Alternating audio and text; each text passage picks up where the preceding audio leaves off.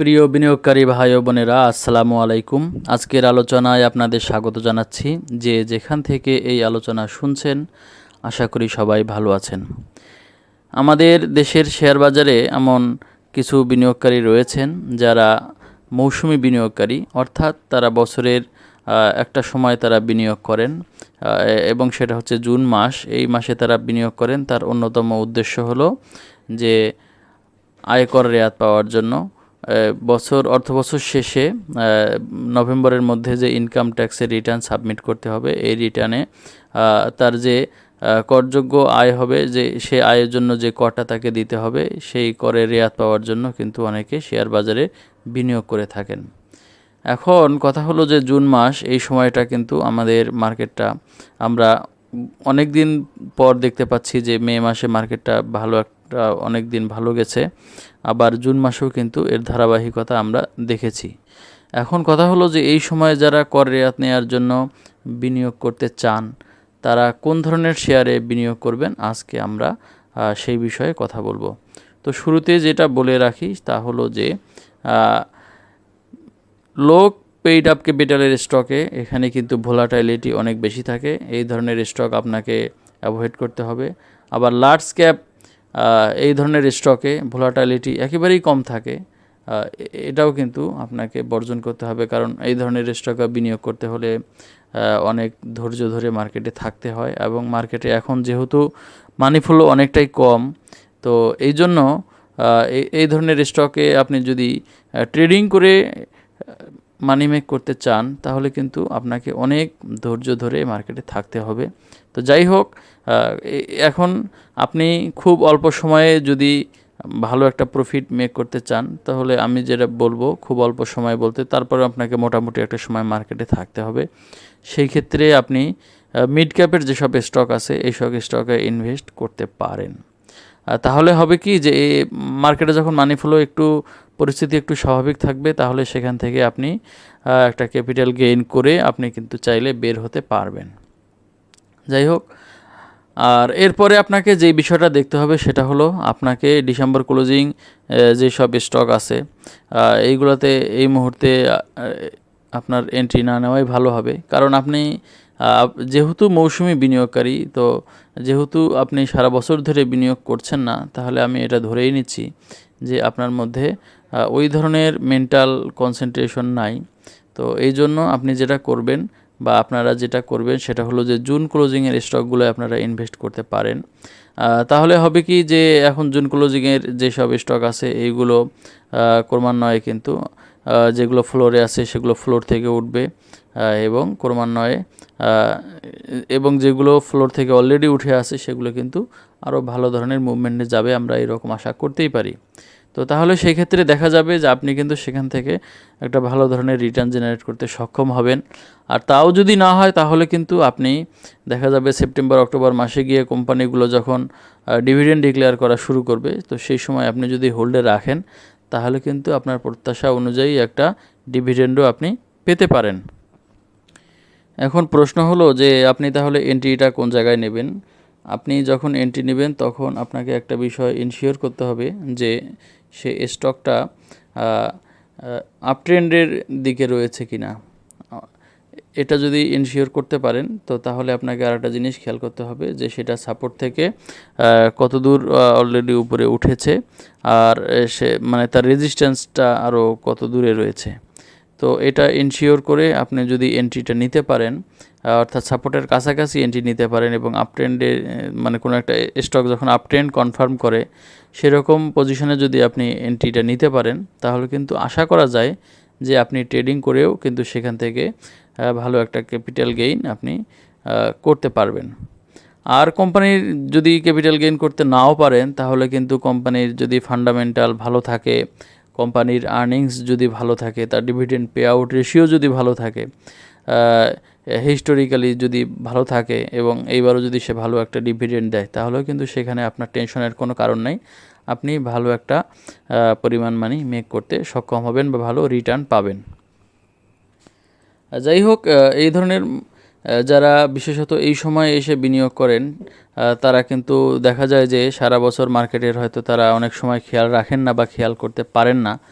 তো তো এক্ষেত্রে আমি বলবো যে আপনি যখন মার্কেটে বিনিয়োগ করার জন্য মানসিকভাবে প্রস্তুতি নিচ্ছেন, তো তখন আপনি কিন্তু আর একটা কাজ আপনার করা উচিত, সেটা হলো মার্কেটকে রেগুলার বেসিস ফলো করা। মার্কেট কোন দিন পজিটিভ থাকছে, কোন দিন নেগেটিভ থাকছে, এই বিষয়টা আপনার ফলো করা উচিত। তো আপনাকে যেটা করতে হবে সেটা হলো যে মার্কেটটা যেদিন নেগেটিভ থাকে বা সূচক কম থাকে, তো শেয়ারগুলোর দাম কারেকশনের দিকে থাকে, তো এই রকম সময় কিন্তু আপনাকে এন্ট্রি নিতে হবে। কারণ একটা কথা আমরা জানি, সেটা হলো যে লাভ করতে হয় কিন্তু কেনার সময়, বেচার সময় নয়। আমরা অনেকেই কেনার সময় কিন্তু বেশি দামে কিনে ফেলি, সেই জন্য আমাদের দেখা যায় যে ওই স্টকটা থেকে লাভ করে এক্সিট করতে আমাদের অনেক বেগ পেতে হয়। আবার আমরা যদি স্টপ লস নিয়েও বের হতে চাই, তো তাহলেও দেখা যায় যে সেই ক্ষেত্রে আমাদের লোকসানের পরিমাণটাও কিন্তু অনেক বেশি থাকে। তো স্টক মার্কেটে আপনি সফল হওয়ার অন্যতম রহস্য বা অন্যতম যেই মূল কথা, সেটা হলো যে আপনি যখন মানি মেক করবেন, সেটা আপনাকে ম্যাক্সিমাম মানি মেক করতে হবে। আর আপনি যখন লস করবেন, আপনার লসটা যাতে মিনিমাম পর্যায়ে থাকে, সেটা আপনাকে ইনশিওর করতে হবে।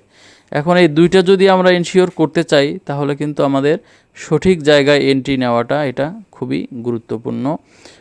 এটা আমাদেরকে মনে রাখতে হবে। এজন্য আমরা যদি হুট করে বাজারে এন্ট্রি না নিয়ে, কোনো একটা স্টকে এন্ট্রি না নিয়ে আমরা যদি কিছুদিন ফলো করি মার্কেটটাকে, তাহলে কিন্তু আমরা একটা সুবিধাজনক জায়গায় এন্ট্রি নেওয়া আমাদের পক্ষে সহজ হয়। তো আমরা এই ক্ষেত্রে করতে পারি যে একই সঙ্গে আমাদের ওয়াচ লিস্ট তৈরি করতে পারি, সেক্টর ওয়াইজ ওয়াচ লিস্ট তৈরি করতে পারি, বা আমাদের পছন্দের কিছু স্টক আমরা ওয়াচ লিস্টে রাখতে পারি, এবং আমরা টাইম টু টাইম এই স্টকগুলোর প্রাইস এবং স্টকগুলোর যে মুভমেন্ট, এটা কিন্তু আমরা ফলো করতে পারি।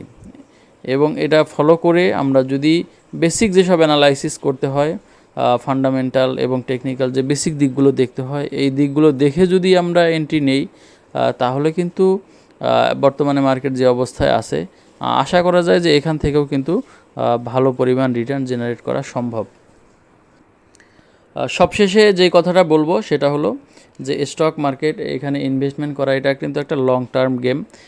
এটা খুব স্বল্প সময়ে বিনিয়োগ করে আপনি যে এখানে বড় ধরনের মানি মেক করবেন বা বড় ধরনের সফলতা অর্জন করবেন, এটা কিন্তু সেইভাবে প্রত্যাশা করাটা এটা কিন্তু ঠিক না, যদিও আমরা এটা করে থাকি।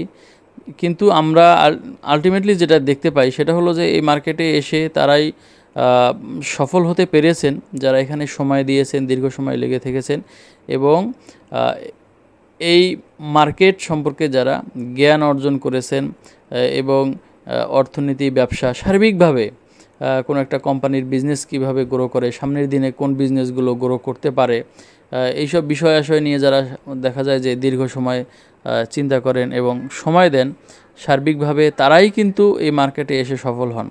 এখন আপনি আমি যদি এসে বছরের 1 মাস বা 2 মাসের জন্য আমরা চিন্তা করি যে এখানে আমরা অনেক বড় অঙ্কের টাকা নিয়ে আসব, বা আমি শুধু আমার প্রয়োজনে ট্যাক্স রিবেট পাওয়ার জন্য আমি এখানে কিছু টাকা ইনভেস্ট করব এবং সেখান থেকে আমি বড় একটা সফলতা অর্জন করব, এটা কিন্তু আসলে সেইভাবে সম্ভব হয় না। কারণ স্টক মার্কেটে যারা বিনিয়োগ করেন, এর মধ্যে দেখা যায় যে 100 জনের মধ্যে 99 জনই ব্যর্থ হন, আর 1% লোক হয়তো সফল হন। তো সেই 1% লোকের মধ্যে আপনি আমি যদি থাকতে চাই, তাহলে কিন্তু আমাদেরকে সেইভাবে আমাদের কনসেন্ট্রেশনটাও এদিকে দিতে হবে।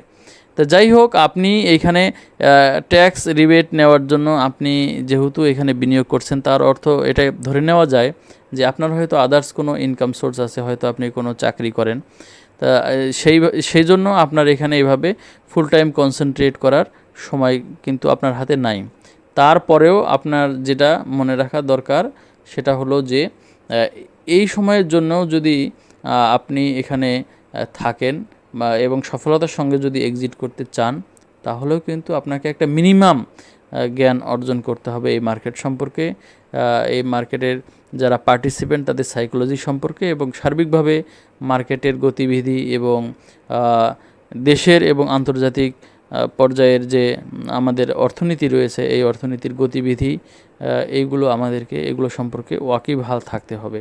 তো তাহলে কিন্তু আমরা এই মার্কেটের পালসটা বুঝতে পারবো, কোনো একটা স্টকের পালস মানে কোম্পানির যে ব্যবসা ভবিষ্যতে কি হতে পারে না পারে, তো এই বিষয়ে কিন্তু আমরা আমাদের যে ধারণা বা আমাদের যে অ্যাজাম্পশন বা অ্যানালাইসিস যেগুলো আমাদের করা দরকার সেইগুলো কিন্তু আমরা সঠিকভাবে করতে পারবো।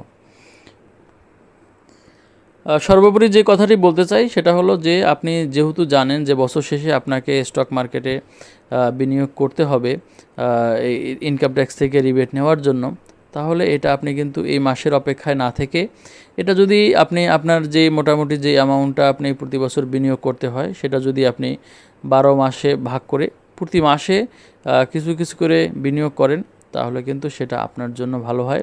কারণ আপনাকে একবারে সব টাকা ইনভেস্ট করতে হয় না।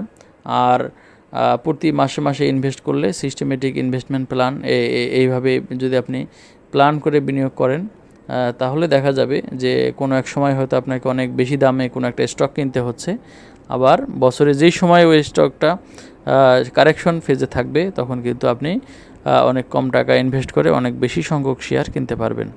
তো তাতে আপনার দেখা যাবে যে বছর শেষে অ্যাভারেজে আপনি কিন্তু ভালো একটা প্রাইসে ওই স্টকটা হোল্ড করতে পারবেন, এবং সেক্ষেত্রে আপনার ডিভিডেন্ড ইল্ডটাও অনেক দেখা যাবে যে একটা আকর্ষণীয় পর্যায়ে থাকবে। আপনার একটা এক্সপেক্টেড লেভেলে আপনি একটা ডিভিডেন্ড ইল্ড আপনি কিন্তু পেতে পারেন। তো যাই হোক, এটা হচ্ছে সার্বিকভাবে চর্চার বিষয়। তো এগুলো আমাদের খেয়াল রাখার বিষয়। এগুলো যদি আমরা খেয়াল রেখে স্টক মার্কেটে বিনিয়োগ করি তাহলে কিন্তু আমরা এই পরিস্থিতিতেও এই মার্কেট থেকে আমরা ভালো পরিমাণ মানি আমরা রিটার্ন জেনারেট করতে সক্ষম হব। তো এই ছিল আজকের আলোচনা। আশা করি আলোচনাটি আপনাদের ভালো লেগেছে। যদি ভালো লেগে থাকে লাইক, কমেন্ট এবং শেয়ার করবেন। আর চ্যানেলের নতুন হয়ে থাকলে চ্যানেলটি সাবস্ক্রাইব করে আমাদের সঙ্গেই থাকবেন। আশা করি আবার কথা হবে পরের এপিসোডে, সেটি শোনার আমন্ত্রণ জানিয়ে আজকের মতো এখানেই শেষ করছি। আল্লাহ হাফেজ।